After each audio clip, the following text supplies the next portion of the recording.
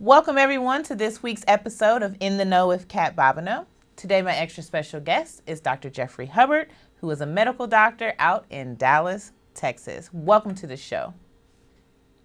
Thanks for having me. Oh, absolutely. So could you tell the audience what type of medical doctor are you? Well, I'm a general practitioner by training, but my specific focus is that I'm what I like to call an integrative preventionist.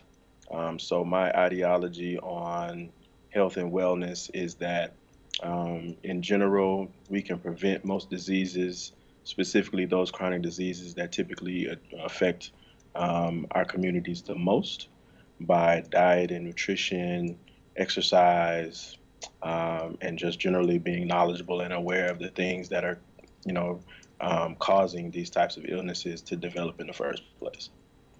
Okay, so what type of illnesses are you meaning when you say that? What type of illnesses do you think we are combating by this?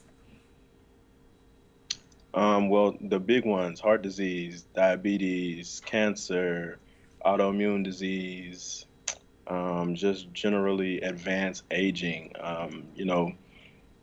I'm not saying that everybody's supposed to live to be 100 years old, but I don't think that our bodies should be deteriorating at 55 either. So, just kind of helping people to understand how to create longevity in their lives and just generally live a healthier, more productive existence.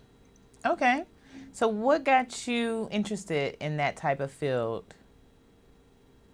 To be honest, I've been exposed to quite a bit. My mother was into some different alternative modalities and stuff like that. So even though I have the traditional allopathic training of an MD, I like to kind of create my own treatment plans and treatment options as far as different things that people can do to address their issues, address their illnesses, and what have you. Okay, because personally, when I go to the doctor, or some of the people I know goes to a doctor, and we tell them what might be ailing us at that moment, there's a lot of prescription writing. And so what Mhm. you're saying is you're not into that prescription writing, here, take this pill, this is what's going to help your ailment. You're more into the natural hepatic way of dealing with someone's illness. Yes, I think that's a very good way to describe my general approach. However, I do think that pharmaceutical medications have their place. Mm-hmm. I think it takes a lot of discipline, responsibility, as far as addressing your health illnesses and the different things that may be going on with your body. And sometimes you need to be very aggressive in how you manage them. So sometimes pharmaceutical medication is required up front. But just in general, I think that our bodies find it very difficult to process and metabolize pharmaceutical medications. And so to have somebody take farms for an extended period of time and not have a plan to get off them or not have a plan to put themselves in a better position, um, as far as getting off the medication and finding some other alternative modality to combat the illness, I think that you're putting your body in a compromised position.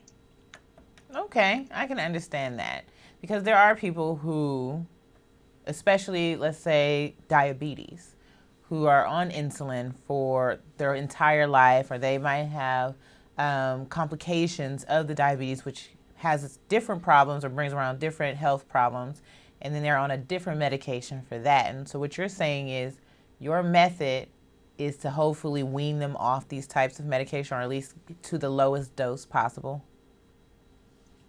Absolutely, absolutely. So the objective would be to actually create a program, a plan to actually get them completely off the medication, or either to supplement the pharmaceutical medication they've been prescribed with maybe an herbal remedy or another type of modality that they can do on a regular basis that doesn't cause bodily harm over time. Okay. So, do you So think some of these pharmaceuticals, although they are well meaning and may help at some point, eventually will cause harm later on? I just think you have to take into consideration that our liver and kidneys are responsible for metabolizing and processing these pharmaceutical medications.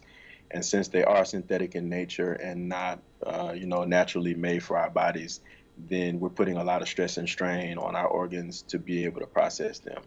So, imagine somebody who's my age, 34, and gets a diagnosis of hypertension, and they're prescribed, a beta blocker or a diuretic that's going to help them with their blood volume and hopefully consequently result in a decrease in blood pressure. Think if you take that for 30 years, and the patient's 64 years old now, and even if their blood pressure is being monitored, they've still been processing 2 or 3 pills a day for 30 years. That's a lot to ask of your liver. That's a lot to ask of your kidneys, amidst all the other things that you're asking for them to process. Okay, I get that. So we can kind of change directions for the moment and go into medical school. So is your mother and her way of what's the word I'm looking for? And her way of dealing with medical problems, is that what made you want to go to medical school, or was there something else that made you want to go? Yeah, it was definitely my mother. That's cool. She kind of identified very early on that I had a healing spirit, right? So I just accepted that.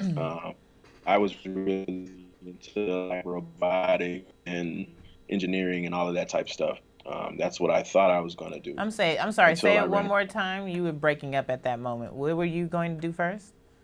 Oh, I said that I was interested in engineering and Mm-hmm. robotics, Okay. and I thought that's what I wanted to do until I got to like advanced calculus and differential equations and stuff like that. I realized that it wasn't for me. So I just kind of took my love of science, biology, chemistry. Those things were very intriguing to me in high school, and just my general love for people and my, desire to kind of interact with people on a regular basis. And I said, well, hey, mom has already kind of told me that I would be good at this from her perspective. Seems like, the things that you have to know and understand to be a medical doctor, seems that I kind of have an affinity for them. So I gave it a shot, and once I kind of did my research and found out all that's entailed in getting into medical school, just decided to go after it. So, for our audience sake, what does entail going into medical school? What did you have to do? Oh man. So you have to take your prerequisites in undergraduate school. I actually found out later that you don't even have to complete a bachelor's degree. You just have to complete prerequisites. I wish I would have known that. I might not have a bachelor's degree at this point. Um, and then after that, you go through the process of filling out your application, MCATs, recommendation letters, Mm-hmm. XYZ, and then you actually get accepted into medical school.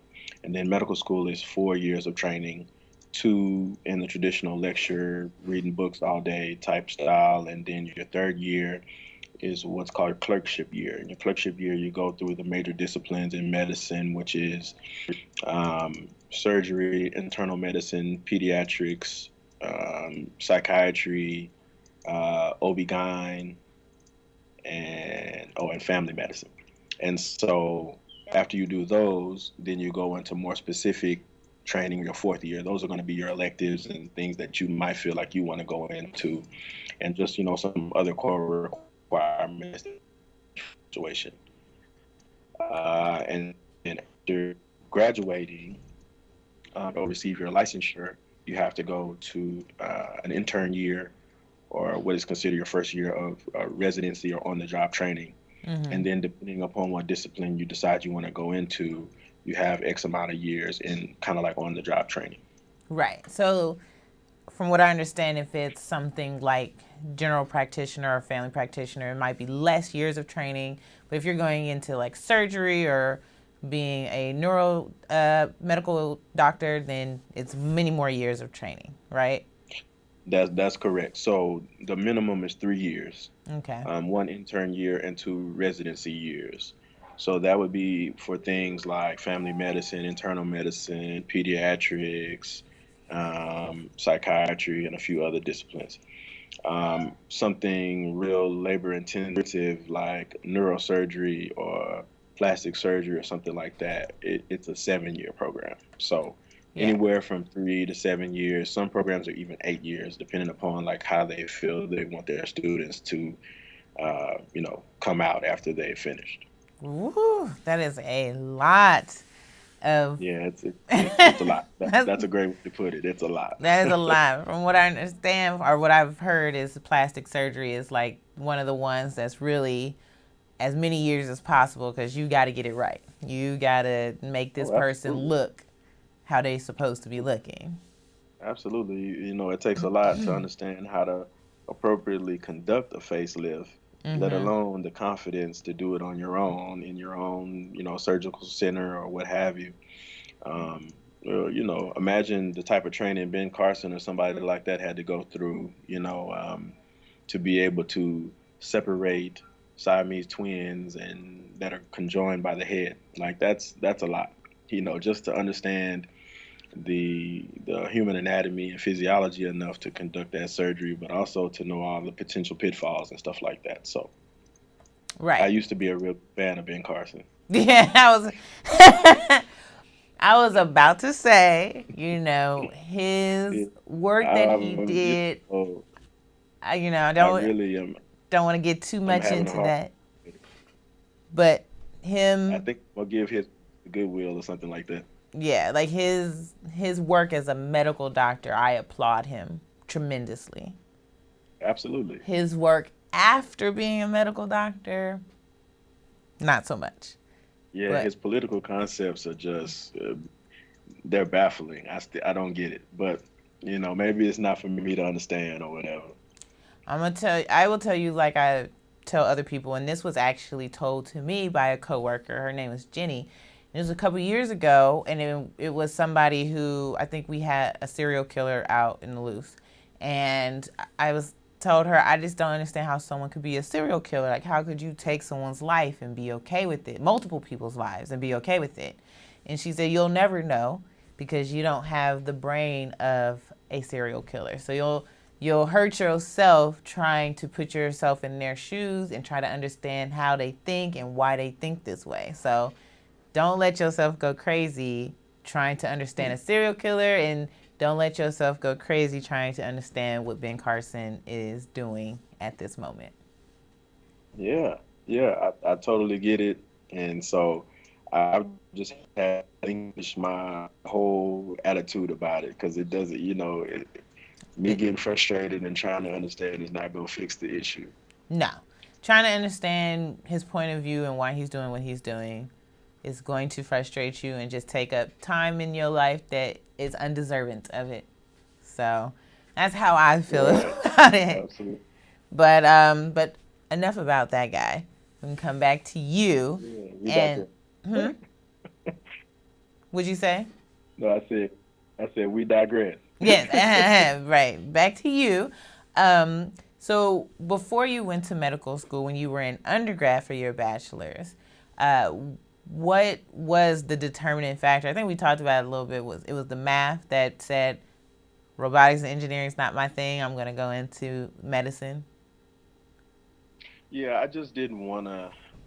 I mean, I didn't want to enter a field where it already was seemed to be difficult for me.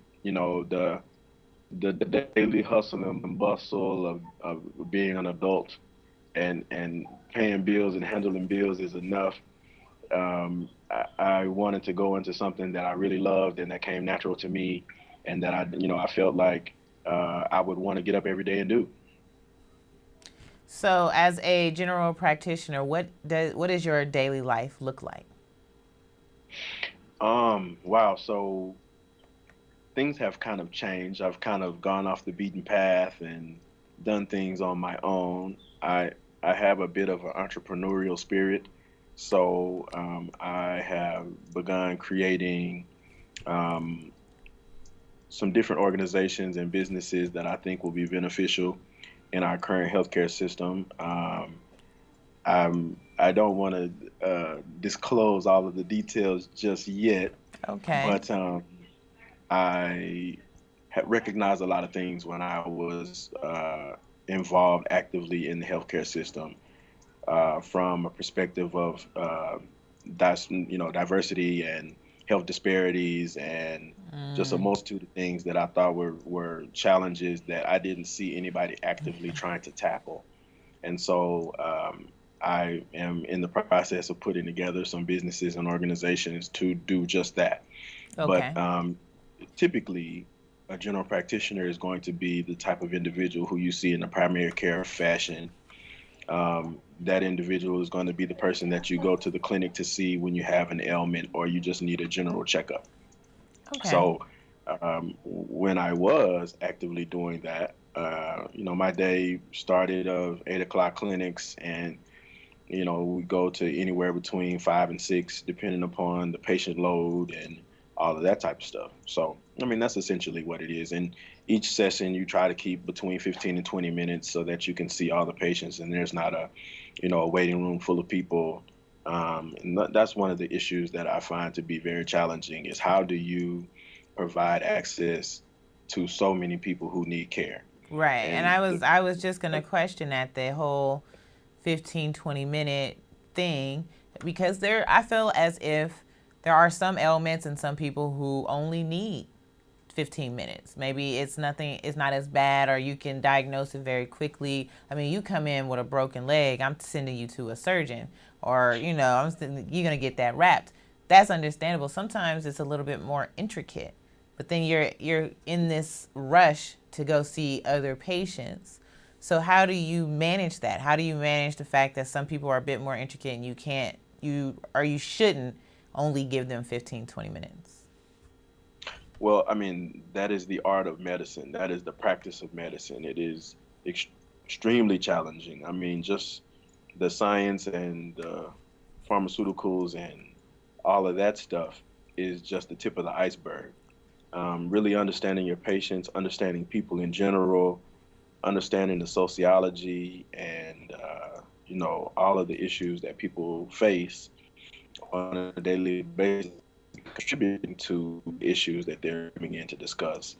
It's something that you have to keep close, in your heart and mind, because those are going to be uh, a lot of the reasons why people are sick in the first place. But you try to be personable, you try to be prompt, and to the point without being, um, without rushing people. But unfortunately, that's just a real big challenge, and some people are really good at it. Others, it's a struggle. But I know that some of my peers and colleagues, they have a really hard time keeping their bills paid, keeping things going, because they have to see so many different patients just in order to actually keep the lights on. So So you're telling me this profession that's very well respected, and as it should be, and this is a profession that we tell young kids to go into because they can soar to new heights and get this high paying job. There's doctors out there who are struggling paying their bills as a doctor. abs- absolutely, How is this? absolutely, Like, break you have. that imagery, because I know that's an image we think you be a doctor, you're gonna get paid. So what is the deficit there? Why are we having doctors that's struggling? Okay, well, let me just kind of break it down from my perspective. Okay. Um, Without going into extreme detail, I am in significant educational loan debt.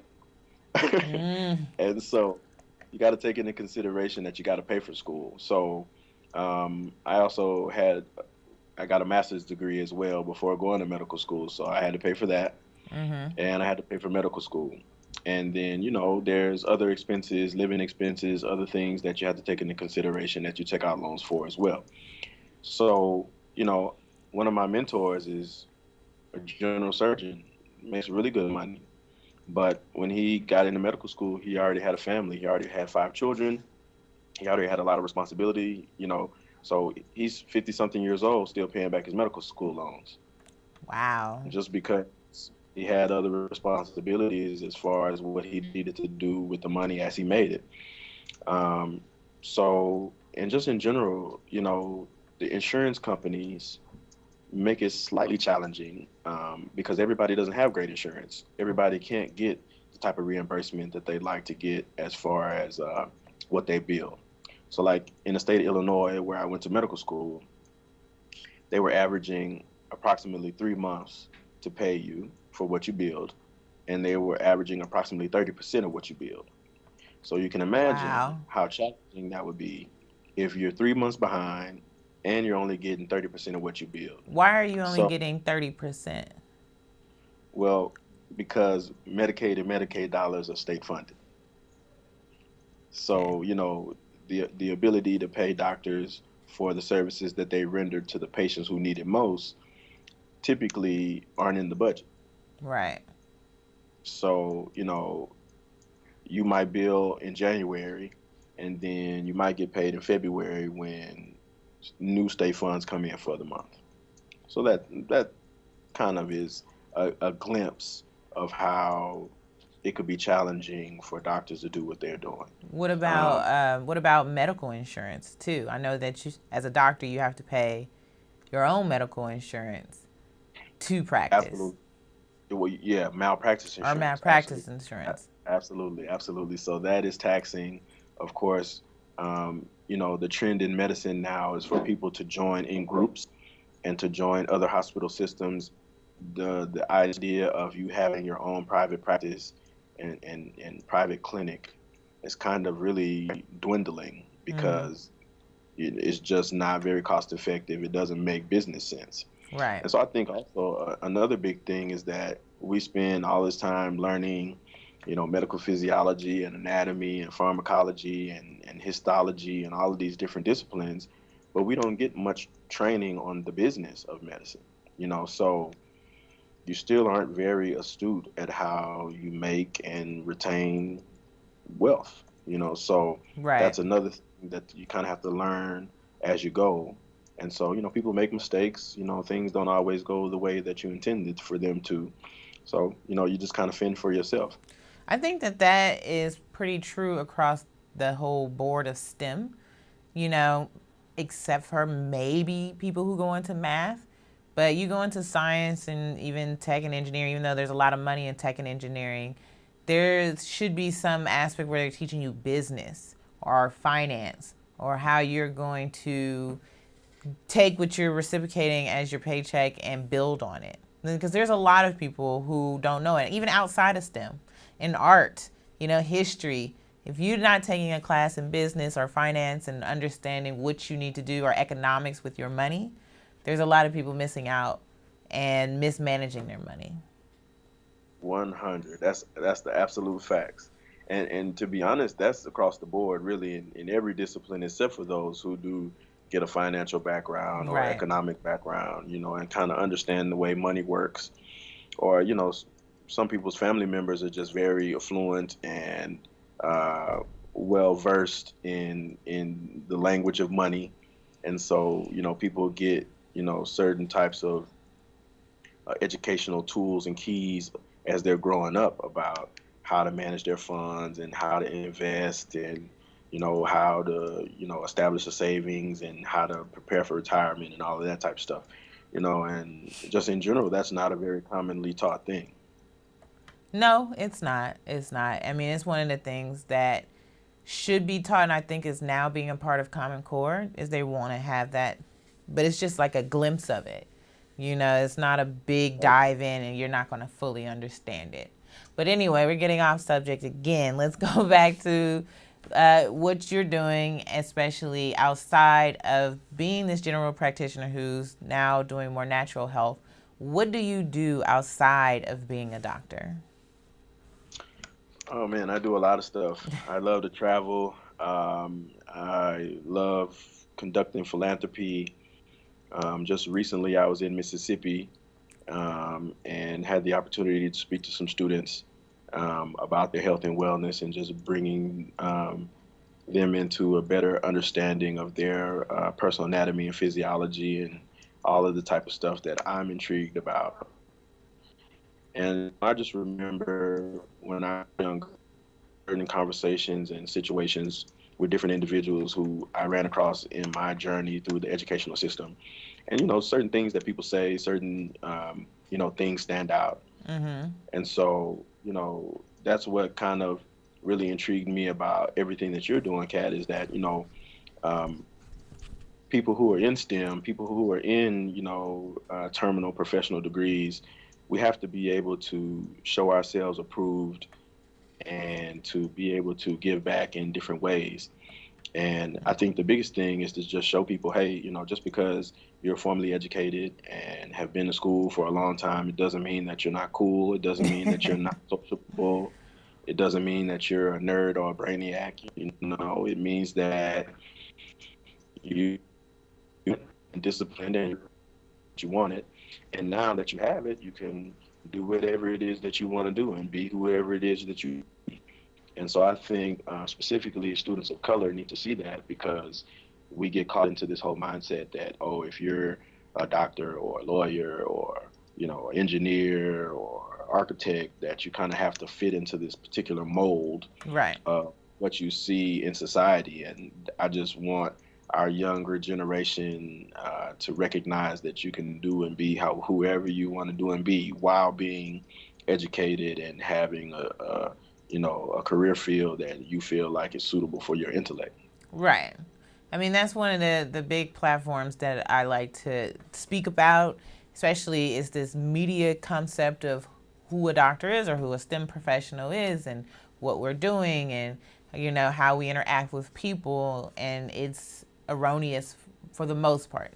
Now, to say that there are some truly, truly nerdy people out there who are in this discipline is a lie, because I know some who actually might fit that mold you see on TV, but it's not, Absolutely. yeah, it's not majority of us.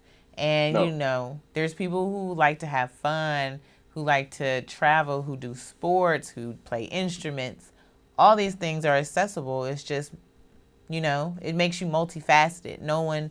I like to quote Shrek and say, everyone's an onion. There's many layers to you. It's not just this Yeah, one outer layer you see. absolutely.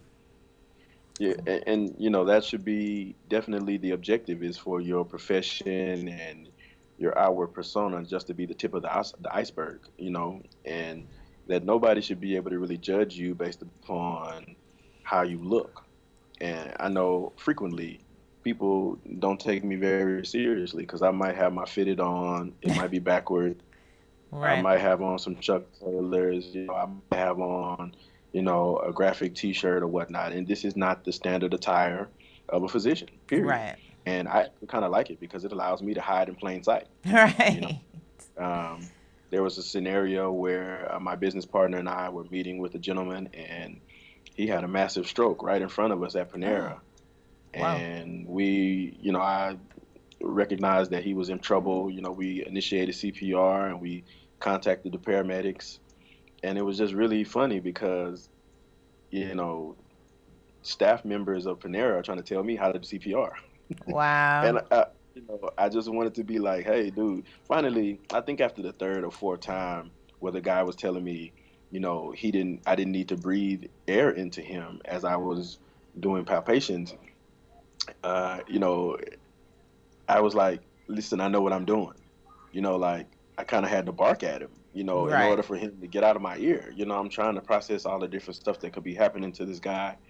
I'm trying to figure out what I need to tell the paramedics when they get there, to kind of maximize, everything that's already being done. And I'm having to deal with this guy who, in his own right, thought that he knew what he was talking about, but you don't, and you don't know who you're talking to. Right. So, And in those and we situations, it's kind of interesting yeah, we hear these stories because, all the time. Well, not all the time, but yeah, we're hearing more and more stories, especially people of color who are physicians or even nurses, and they're trying to do help someone. Like, I'm literally helping you and trying to save your life, and you have outsiders telling you you're wrong or they don't believe you're a doctor. And it's or who you say, right? why don't you believe that? Because I don't fit the mold of what you think a doctor should look like. Yeah, and that's the bottom line. It's sad. I That's the mean, bottom line. So I that's what's so often, powerful. yeah, I often get told um that I don't look like a scientist. What does a scientist look like? Like, Yeah, how are you gonna tell me what yeah, I'm supposed to look like? yeah. And that's what, to me, that's what makes your initiative so powerful, is that the only way that that's going to change in society is if we start combating it with showing individuals like you and I who have the credentials and the intelligence and the foresight to present ourselves and show ourselves approved so that other individuals can see and start to develop their own, um, visual perspective of what these individuals look like. It's just been such a stereotypical type of field, over, history, that Yeah. we have to really work hard to change that, work hard to change exactly what it is that people are perceiving when they think of, a biologist, a physician, engineer, a mathematician, Right. so. All right. So we are out of time. So if there's Yeah, anything you want to tell the audience or how they can get in touch with you, especially your YouTube channel, you can let them know now. that's awesome. I appreciate that. Mm-hmm. So in general, you guys can reach me at drjb, my last name, Hubbard, Hubbard, MD at Gmail. So that is my Gmail account. Any questions, concerns, other opportunities, if you would like for me to speak, if you would like for me to participate in any way possible, I'd love to be of assistance. And you can just search my YouTube channel, which is Dr. Jeffrey B. Hubbard, MD. And please like, subscribe, share all of the videos. I think there's about maybe 20 videos so far, and many, many more to come. I have a lot of different ideas about what I want to do as far as the channel, and also all of my nonprofit that's soon to come, and the business that's going to be in conjunction with the nonprofit. You can find out all of that information. I'll be sharing all of that on YouTube as well. My personal Facebook is Jeffrey Be the Solution Hubbard. I think if you just search Jeffrey Hubbard, you can find me as well. So So you want people to find that's your it. Facebook because I don't give that one out. I don't need any. But, whatever is clever. Was there anything, did I cut you off? Was there anything else you wanted to say? No, no. That's pretty much all I wanted to share was just, once again, Kat, thanks so much for the opportunity to Yeah. participate in your show. You're doing amazing things. I Thank wish you. you continued success in all of your endeavors. Um, I definitely want to come back once I get everything up and off the ground, and discuss that in further detail. But Mm-hmm. yeah, as far as my, communication and everything goes, yeah, you guys can reach me on YouTube or Facebook. Soon to come, I think I'm gonna do an Instagram and a Twitter. So I'll link all that together at some point in the near future. Oh, and I do write personal health plans and personal wellness programs. So if you are interested in that, once again, email me at drjbhubbardmd@gmail.com. Awesome. Thank you so much for being on the show and telling us your story and what you are working on. So I really appreciate that. Thank you once again for having me, and I look forward to future endeavors. Awesome. And thank you to my audience for checking in this week and watching In the Know with Kat Bobineau. Tune in next week where we'll have another special guest who's going to talk about their pathway into STEM.